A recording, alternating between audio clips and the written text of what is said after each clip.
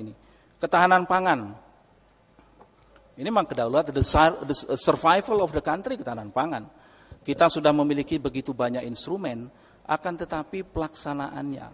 Misalkan sekarang ini masalah ketahanan pangan kita setiap kali, saya membaca statistik 15 tahun ke belakang, kalau surplus beras kita kurang dari 5%, maka harga akan naik.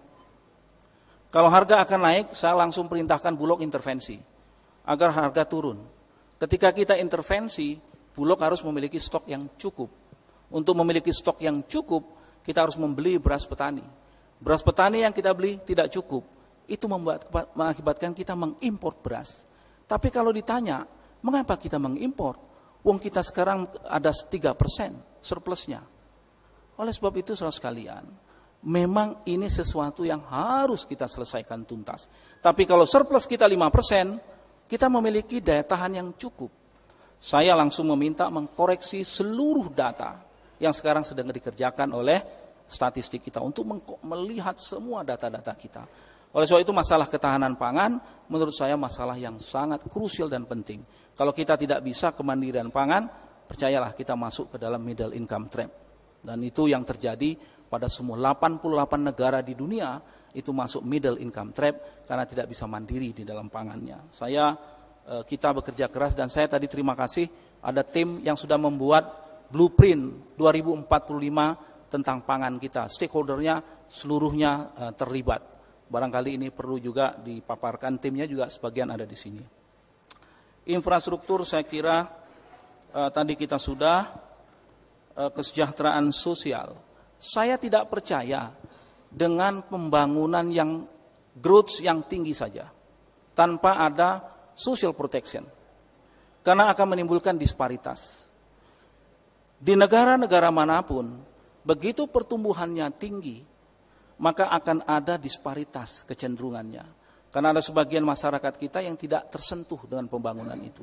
Nah, program perlindungan sosial ini penting. Tadi keberpihakan kepada kesejahteraan sosial, masalah-masalah redistribusi aset dan sebagainya. Tapi pertanyaan mendasar kita, mengapa masyarakat kita itu tertinggal?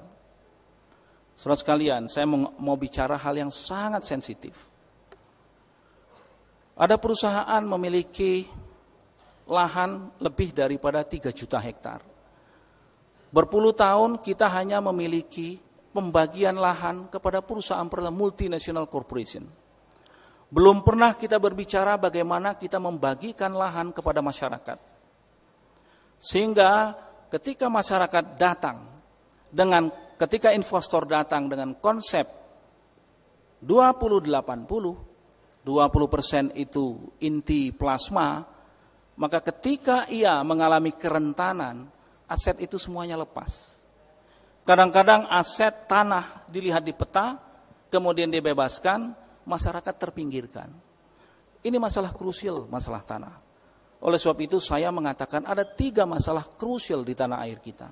Yang pertama adalah masalah lahan yang harus kita tuntaskan. Dan saya sangat setuju tadi itu, masalah ini harus kita selesaikan dengan reforma agraria. Saya malah berpikir dan berbicara sudah dengan BUMN dan dengan perusahaan-perusahaan nasional corporation. Kan pada dasarnya kita ingin bekerja tenang. Tidak boleh masyarakat lokal di mana ia tinggal menjadi pekerja di kebunnya sendiri. Tidak boleh, di lahannya sendiri. Lahannya tergusur. Mereka harus memiliki kepastian. Saya menawarkan sebuah konsep. Saya katakan, haruslah ada sebagian dari masyarakat lokal yang tidak memiliki lahan tersebut. Tapi bukan pendatang, lokal. Maka sebagian dari lahan-lahan yang dikuasai haruslah diserahkan kepada negara. Negara atas nama negara memberikan hak pakai kepada masyarakat yang ada di situ. Tapi masyarakatnya bekerja sama dengan perusahaan tersebut mengerjakan apa yang ada di situ. Kalau tebu ya tebu.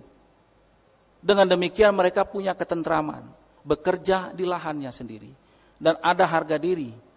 Karena tanah tidak hanya properti, tidak hanya aset, tapi ia adalah sebuah kesejahteraan dan sebuah harga diri seseorang. Oleh sebab itu menurut saya ini memang pekerjaan yang besar yang harus kita tuntaskan sebelum ini meledak kemana-mana. Di kampung saya sendiri, saya dibesarkan dari lahan, dari peternak, dari sawah, akan tetapi sebagian besar masyarakat bekerja di kota menjadi buruh. Mereka tidak lagi bekerja di lahannya yang sudah katakanlah tidak ada lagi. Ini harus kita tuntaskan dan kita selesaikan. Local wisdom, saya sangat setuju dan undang-undang sudah mengatur hal-hal seperti itu. Saya kira ini komentar saya terlebih dahulu dari kesemuanya itu. Oleh sebab itu, maka social protection memberikan redistribusi aset, memberikan perlindungan sosial kepada masyarakat yang rentan, ini bagian yang sangat penting sejalan dengan kita meningkatkan pertumbuhan ekonomi kita. Saya meyakini apabila kita mengerjakan ini bersama, strategi MP3EI dan MP3KI dijalankan bersama, dan nanti masukan-masukan ini saya janji saya akan olah. Setelah saya olah, saya janji ketua-ketua kelompok, tentu tidak semua, kita akan mengadakan rapat kerja koordinasi dengan semua kementerian. Kita membahas semua yang masukan-masukan ini, lalu kita apa yang harus kita lakukan, revise terhadap policy, bahkan MP3EI pun bisa kita lakukan perubahan-perubahan dokumen itu, kita sesuaikan di dalam perjalanannya. Karena itu bukan kitab yang tidak bisa kita rubah-rubah, itu adalah dokumen yang justru harus kita lakukan penyempurnaan manakala di dalam perjalanannya kita menemukan masukan-masukan yang berharga untuk itu. Terima kasih. Assalamualaikum warahmatullahi wabarakatuh.